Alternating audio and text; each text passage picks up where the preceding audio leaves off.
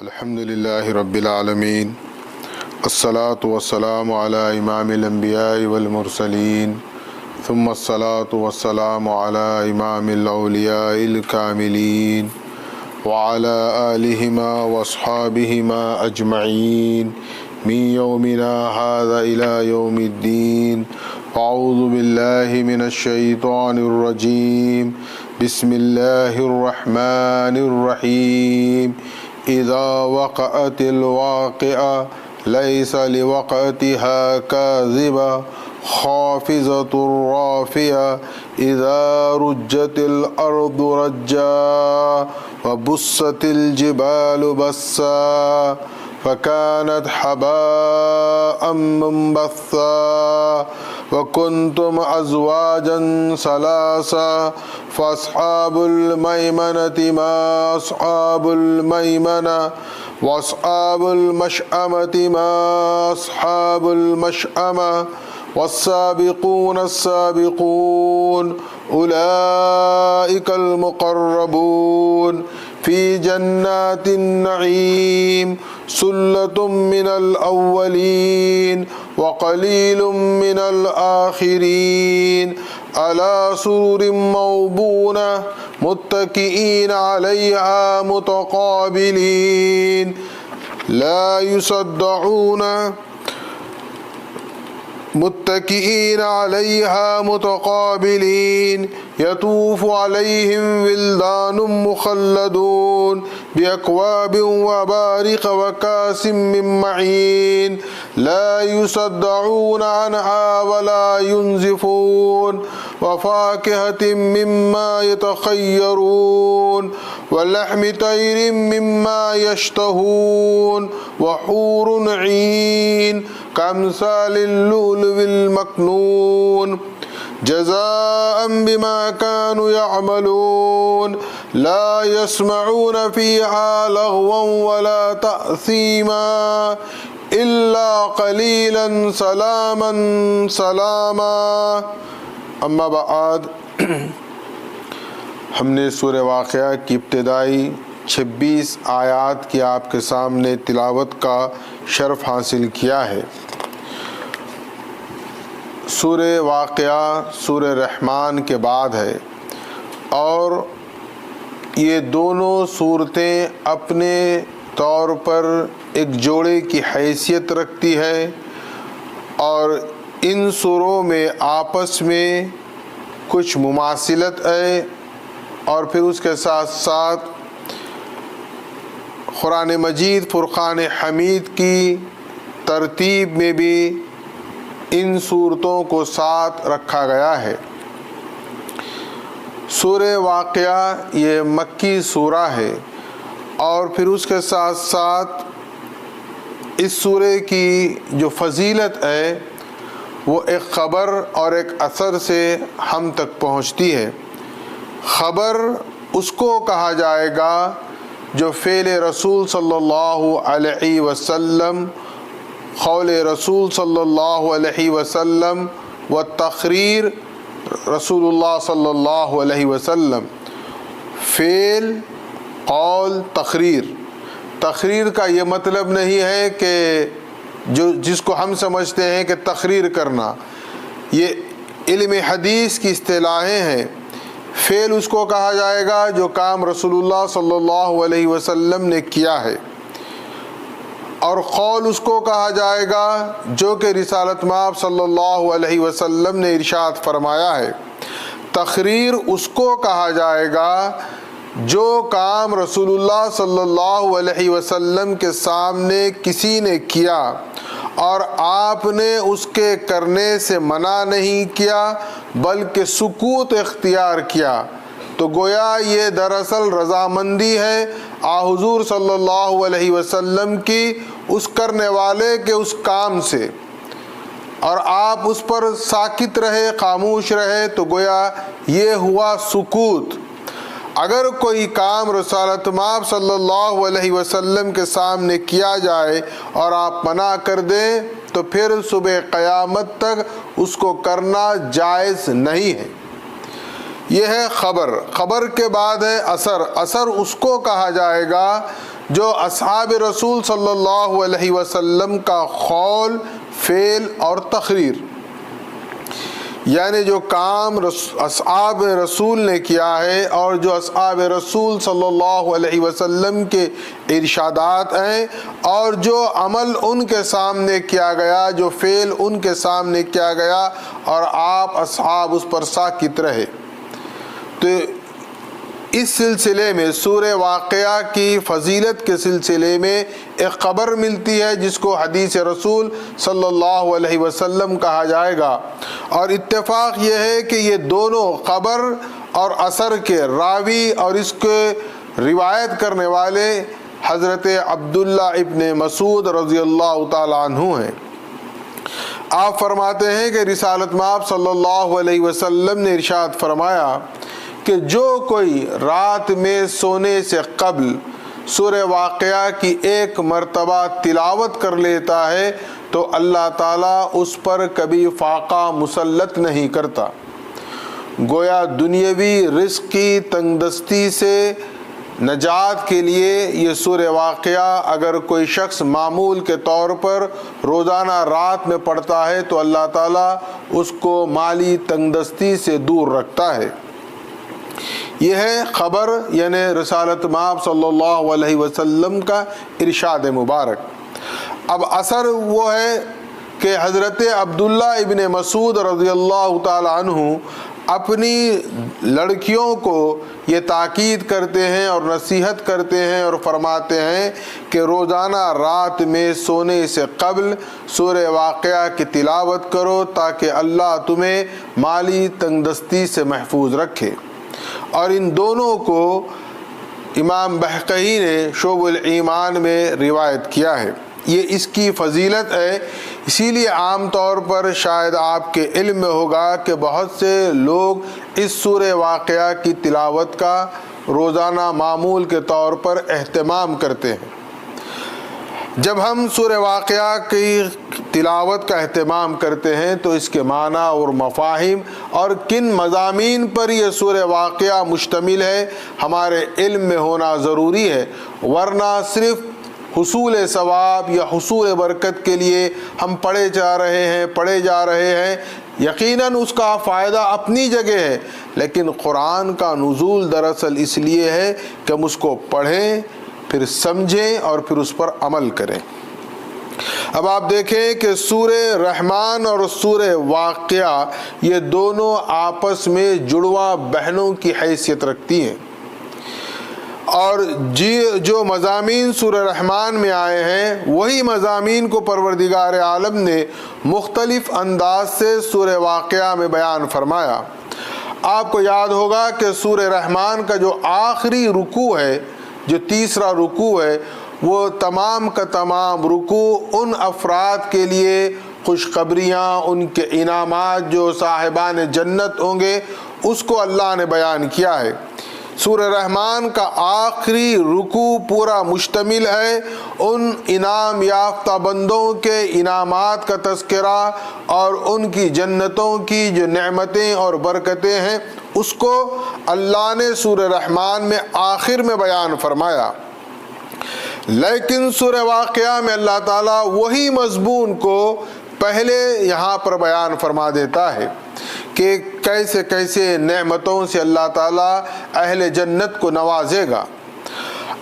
اور آپ کو اگر یاد ہے تو صاحبان جنت میں بھی اللہ کے پاس 2 درجے ہیں۔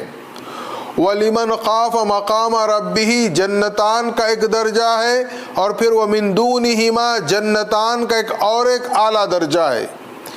اب یہاں پر پروردگار عالم اس کو پوری تفصیل کے ساتھ بیان فرما رہا ہے، اور یہ سورہ مبارکہ اذا وقعت الواقعہ سے اس کا آغاز ہو رہا ہے۔ واقعہ کس کو کہا جاتا ہے؟ واقعہ دراصل واقعے سے مراد وہ وقت ہے، وہ گھڑی ہے جب پروردگار عالم اس دنیا کو تہس اور نحس کر دے گا۔ ہمارے ذہنوں میں عام مفہوم کے طور پر قیامت ایک لفظ ہے اور ہم کہتے ہیں کہ قیامت برپا ہو جائے گی، لیکن قرآن مجید میں قیامت کے 2 مرحلوں کو اللہ نے بیان کیا ہے، اور حدیث رسول صلی اللہ علیہ وسلم میں قیامت کے 3 مرحلے ہیں۔ ہمارے پاس یہ ہے کہ ہمارے فہم میں یہ ہے، ہم تینوں کو ملا کر ایک ساتھ قیامت کہہ دیتے ہیں۔ اب یہ 3 جو درجے قیامت کے ہیں، 3 جو کیفیات قیامت کی ہیں، قرآن نے اسے الساعہ سے مخاطب فرمایا، یعنی الساعہ بیان کیا، یعنی وہ گھڑی۔ پھر ایک مقام پر اللہ فرماتا ہے الحاقۃ ما الحاقہ وما ادراک ما الحاقہ، یعنی حق ہے وہ، کیا ہے وہ حق؟ وہ حق واضح ہو کر رہے گا، اور وہ حق اس کو کہا جائے گا کہ جو لوگ قیامت کا انکار کرتے ہیں، جس کو جھٹلاتے ہیں، ان کو اللہ بتا رہا ہے کہ تم لا کے جھٹلا لو، یہ واقع ہونے والا ہے۔ اسی طرح ہم آخری پارے میں سورہ قاریہ پڑھتے ہیں القاریۃ ما القاریہ وما ادراک ما القاریہ، یعنی وہ کڑکڑا دے گا پروردگار عالم، یہ زمین کڑکڑانے لگے گی، اور تم کیا جانتے ہو کڑکڑانا کیا ہوتا ہے؟ یہ انداز ہے پروردگار عالم کا۔ اور یہ الحاقہ، الواقعہ، الساعہ، القاریہ، یہ وہ قیامت کا پہلا مرحلہ ہے جس میں اللہ اس زمین کو تہس و نہس کر دے گا۔ یہاں پر زلزلے رونما ہوں گے، زمین ہل جائے گی، اور ہلنے کے بعد پھر جو دوسرا مرحلہ ہے وہ ہے اللہ تعالیٰ سب پر ایک موت طاری کر دے گا، یہ دوسرا مرحلہ ہے۔ پھر تیسرا مرحلہ ہے بعد الموت، اٹھنے کا، قیامت کے برپا ہونے کا، میدان حشر کے سجنے کا۔ تو یہ 3 مراحل ہیں، اور اللہ ہی بہتر جانتا ہے کہ ان تینوں مراحل میں کتنا ڈسٹنس ہے، کتنا وقفہ ہے، کتنی طوالت ہے، یہ صرف اور صرف اللہ کے علم میں ہے۔ تو گویا پہلا جو مرحلہ ہوگا وہ ہے یہ دنیا کو اللہ تعالیٰ جھنجھوڑ کر رکھ دے گا۔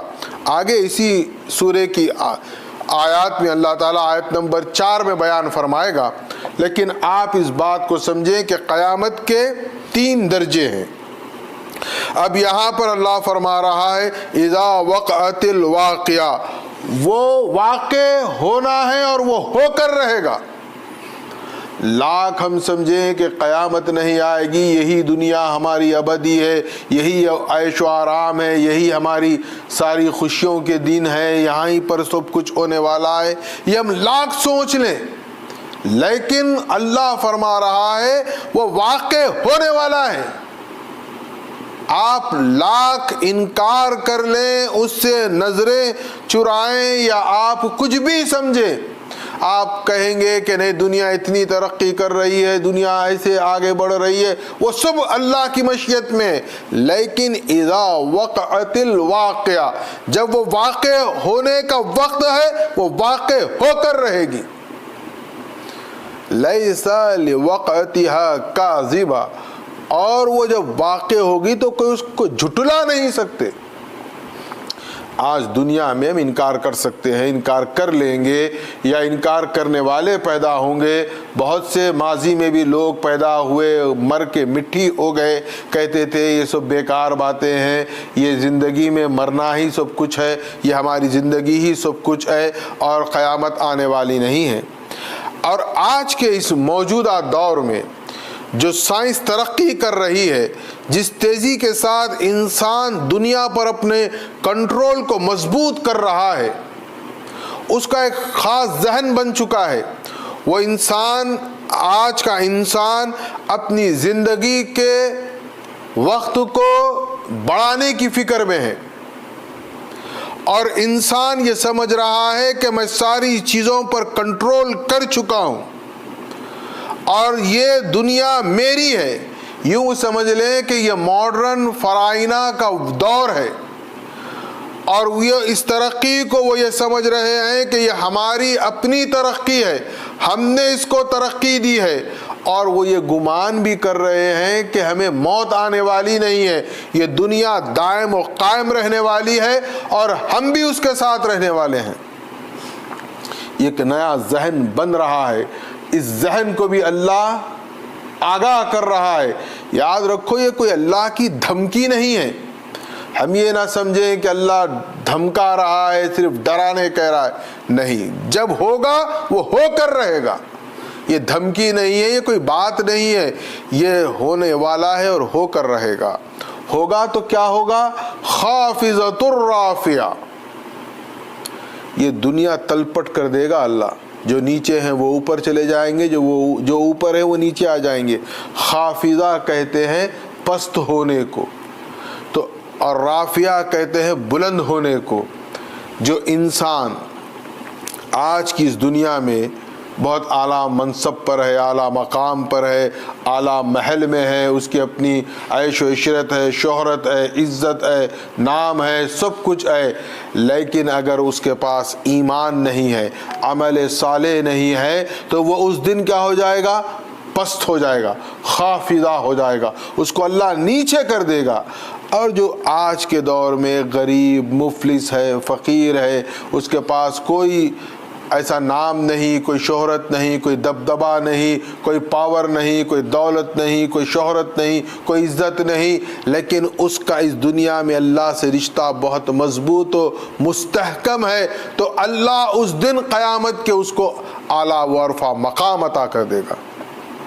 یعنی جو زمین پر یہ سمجھتے ہیں ہم ہی سب کچھ ہیں، اور جو اللہ کے نیک بندے ہیں جن کی کوئی حیثیت نہیں، نہ معاشرے میں نہ سوسائٹی میں، ان کا کوئی اسٹیٹس نہیں، وہ فقراؤں کی حالت میں ہے، ان کی کوئی عزت نہیں ہے، لیکن ہوگا کیا اس دن؟ اللہ رب العزت ان کو عزت عطا کرے گا، ان کو اعلیٰ مقام عطا کرے گا۔ اب آپ خود غور کریں، اصحاب رسول صلی اللہ علیہ وسلم میں مسلمانوں میں بہت سے ایسے کم ہوں گے جن کو کثیر اصحاب رسول کے نام یاد ہوں گے، جو اولو العزم صحابہ ہیں، جو نامور ہیں، یا جو کسی قبیلے کے سردار رہے ہیں، یا بعد میں غزوات میں، جنگوں میں جنہوں نے اپنے کارنامے درج کروائے ہیں، ہم ان سے واقف ہیں، ورنہ سینکڑوں فقراء صحابہ اس دنیا میں تھے۔ اصحاب صفا فقراء کا وہ چبوترا مشہور ہے، 400 سے زائد اس پر فقراء صحابہ کی رہائش کا رسول اللہ صلی اللہ علیہ وسلم انتظام فرماتے۔ حضرت ابو ذر غفاری، حضرت ابو درداء، ایسے بے شمار سینکڑوں صحابہ ہیں جن کو نہ ہم جانتے ہیں، نہ لوگ جانتے ہیں، نہ تاریخ میں محفوظ ہے، کہیں نہیں ہے، لیکن اللہ کے پاس ان کا اعلیٰ مقام ہے۔ اللہ ان کی اس دنیا کی حیثیت کے مطابق نہیں، بلکہ پہلی تو فضیلت یہ ملی ان کو کہ وہ صحابی رسول صلی اللہ علیہ وسلم ہو گئے، اور دوسرا ان کا تقوی، ان کی پرہیزگاری، ان کا فقر و فاقہ، اللہ ان کو اعلیٰ مقام عطا کرے گا۔ اللہ کے پاس کیا ہے ہم یہ محسوس کریں۔ ہم سمجھتے ہیں اللہ خاندان دیکھ کر کچھ دے دے گا، اللہ دنیا کے ہمارے اسٹیٹس کو دیکھ کر ہم پر مہربان ہوگا، نہیں، اللہ ہمارے اخلاص کو دیکھتا ہے، ہماری نیت کو دیکھتا ہے۔ غزوہ تبوک کے اکثر واقعات ہم سماعت کرتے ہیں کہ حضرت عثمان غنی رضی اللہ تعالیٰ عنہ نے غزوہ تبوک کے لیے کتنا مال اللہ اور اس کے رسول کی خدمت میں پیش کیا۔ حضرت عمر ابن خطاب نے اپنے گھر کا آدھا مال پیش کر دیا۔ حضرت ابوبکر صدیق رضی اللہ تعالیٰ عنہ کا تو یہ حال رہا کہ وہ اپنے سارے ساز و سامان کو پیش کر دیے، اور ایک چادر کے 2 ٹکڑے کر کے ایک کو تیبند بنا لیا اور ایک کو اپنے بدن پر اوڑھ لیا۔ یہ حال ابوبکر صدیق کا ہے، لیکن ایک صحابی اور ہیں، دیکھیا، نہ ان کے پاس مال ہے، نہ دولت ہے، کچھ نہیں ہے، غریب ہے، مسکین ہے، مفلس ہے، کچھ نہیں ہے، اور وہ چاہتے ہیں کہ میں بھی اس غزوہ تبوک میں اپنی طرف سے کچھ حصہ لوں، کچھ شریک کروں۔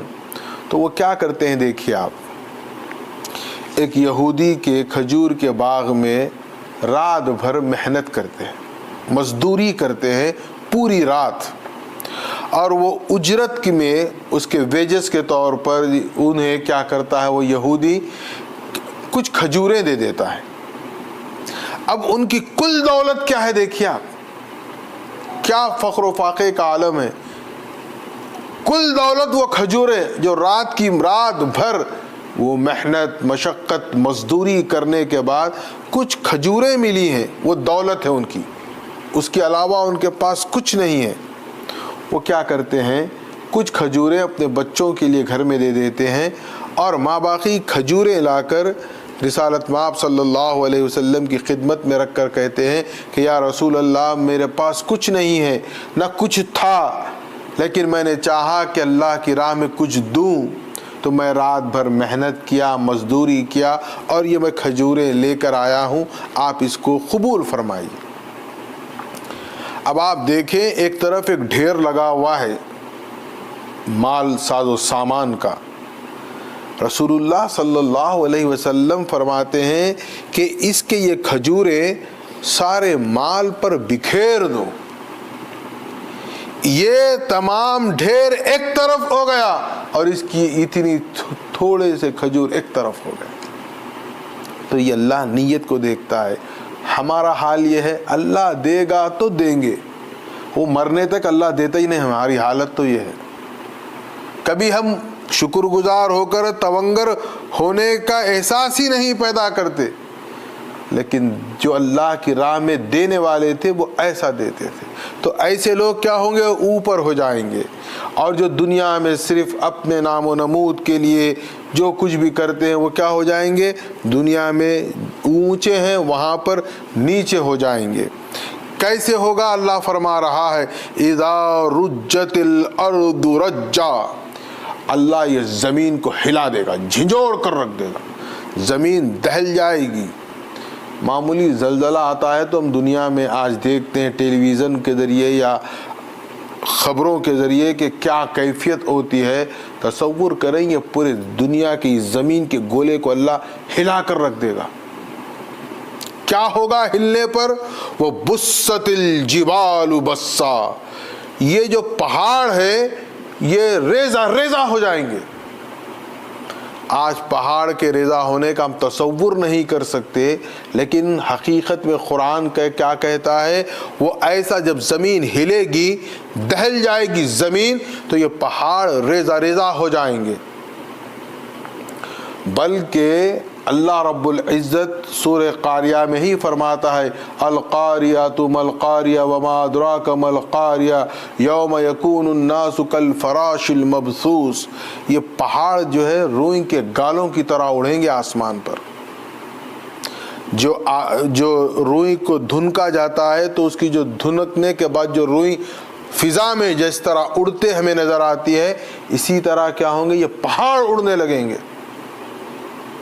اور اللہ سورہ نمل میں ایک بات خاص بیان فرماتا ہے وَتَرَى الْجِبَالُ تَحْسَبُهُمَا، کہ اللہ تعالیٰ فرماتا ہے کہ یہ جو پہاڑ ہیں یہ روئی کے گالے کی طرح اڑیں گے۔ تو کیسے اڑیں گے؟ اللہ فرماتا ہے جامدہ، یہ جمے ہوئے ہیں۔ ہم دیکھ رہے ہیں کہ پہاڑ جمے ہوئے ہیں۔ وَحِيَّ تَمُرُّ مَرَّ السَّحَابِ فرماتا ہے، لیکن یاد رکھو یہ ایسے اڑیں گے جیسے آسمان پر بادل اڑ رہے ہیں۔ 1400 سال پہلے انسان کو کیا معلوم تھا بادل اڑتے ہیں یا کیا کرتے ہیں؟ اب ہم بھی یہاں زمین سے آسمان کی طرف بادلوں پر دیکھیں گے تو ہم کو کیا نظر آئے گا؟ بادل ایک سالڈ چیز ہے جو آسمان پر ہے، لیکن آپ جب پلین کا سفر کرتے ہیں، ہوائی جہاز کا سفر کرتے ہیں، تو ہم مشاہدہ کرتے ہیں کہ جو بادلوں کی جو بلینکٹ ہوتی ہے اس میں سے کیا ہوتا ہے، آپ کا جہاز اوپر بھی جاتا ہے نیچے بھی جاتا ہے، آپ ونڈو سے محسوس کرتے ہیں کہ وہ روئی کے گالوں کی طرح بادل اڑ رہے ہیں۔ یہ ہمارے مشاہدے میں ہے۔ 1400 سال پہلے قرآن مجید نے کہا یہ بات، آج ہم دیکھ رہے ہیں، اور اللہ تشبیہ دے رہا ہے کہ دیکھو جیسا تم آسمان پر بادلوں کو روئی کے گالوں کی طرح اڑتا ہوا دیکھ رہے ہیں، روز قیامت اسی طرح کیا ہوں گے، یہ پہاڑ ہوا میں اڑنے لگیں گے۔ فَكَانَتْ حَبَاءً مُنبَثًّا، اور یہ منبثہ یعنی منتشر ہو جائیں گے، بکھیر دے گا اللہ، دنیا کو تہس و نہس کر دے گا۔ اس کے بعد پروردگار عالم فرماتا ہے وَكُنْتُمْ أَزْوَاجًا ثَلَاثًا، یہاں سے اصل بات شروع ہو رہی ہے۔ یہ قیامت کے ابتدائی جو پہلے نفخے کی کیفیت اس کو بیان کیا اور فرمایا وَكُنْتُمْ أَزْوَاجًا ثَلَاثًا، اور تم 3 قسموں میں بٹ جاؤ گے۔ انسانوں کی اللہ 3 اقسام بیان فرما رہا ہے۔ اب اللہ فرماتا ہے فَأَصْحَابُ الْمَيْمَنَةِ مَا أَصْحَابُ الْمَيْمَنَةِ وَأَصْحَابُ الْمَشْأَمَةِ مَا أَصْحَابُ الْمَشْأَمَةِ وَالسَّابِقُونَ السَّابِقُونَ أُولَئِكَ الْمُقَرَّبُونَ۔ آج میں صرف ان آیات کا ترجمہ کر دیتا ہوں، انشاءاللہ آئندہ نشست میں یہ جو درجوں کی جو فضیلت ہے اس کو مفصل طور پر بیان کروں گا۔ آپ دیکھیں اللہ تقسیم فرما رہا ہے بنی نوع انسانوں کی۔ ایک طبقہ ہوگا فَأَصْحَابُ الْمَيْمَنَةِ مَا أَصْحَابُ الْمَيْمَنَةِ، ایک وہ گروہ ہوگا، ایک وہ جماعت ہوگی جن کے سیدھے ہاتھ میں نام اعمال ہوں گے۔ ما اصحاب المیمنہ، یہ اللہ فرما رہا ہے کیا ہی اچھا ہوگا جن کے ہاتھوں میں کیا ہوں گے، سیدھے ہاتھوں میں نام اعمال ہوں گے۔ واصحاب المشأمہ، اور ایک دوسرا طبقہ ہوگا جو ایسے ہوں گے جن کے بائیں ہاتھ میں نام اعمال ہوں گے۔ ما اصحاب المشأمہ، کیا برے ہوں گے وہ، اللہ کہہ رہا ہے کتنا بدبخت گروہ ہوگا۔ ایک گروہ ہے اصحاب المیمنہ جن کے سیدھے ہاتھ میں نام اعمال ہے، ایک گروپ ہے اصحاب المشأمہ جن کے بائیں ہاتھ میں نام اعمال ہے۔ اب ایک تیسرا گروپ ہے والسابقون السابقون، جو سبقت لے گئے جیسے کہ سبقت لے جانا تھا، یعنی جو آگے بڑھ گئے جیسے کہ آگے بڑھنا تھا، یا وہ پہلے جو کہ پہلے ہو چکے۔ اولئک المقربون، یہ لوگ کون ہوں گے، السابقون السابقون، اولئک المقربون ہوں گے، یہ اللہ کے قرب میں ہوں گے۔ ایک گروپ ہے جن کے نام اعمال سیدھے ہاتھ میں، وہ اصحاب المیمنہ۔ ایک گروپ ہے اصحاب المشأمہ جن کے نام اعمال بائیں ہاتھ میں ہے، لیکن ایک ان سے اعلیٰ، ان سے عرفہ ایک گروپ ہے السابقون السابقون، وہ کیسے ہوں گے، اولئک المقربون فی جنات النعیم، ان کے لیے نعمتوں والی جنت ہے، ثلۃ من الاولین وقلیل من الآخرین، جو گزر چکے ہیں اولین میں وہ کثرت سے ہوں گے اور آخرین میں کیا ہوں گے، تھوڑے سے ہوں گے۔ تو اس پر انشاءاللہ العزیز کچھ گفتگو درکار ہے۔ آئندہ نشست میں ان آیات جو کہ آج 26 آیات تک تلاوت کی گئی ہے، وہاں تک انشاءاللہ آئندہ نشست میں اس سورہ مبارکہ کے آیات کو بیان کرنے کی کوشش کی جائے گی۔ وآخر دعوانا الحمدللہ رب العالمین۔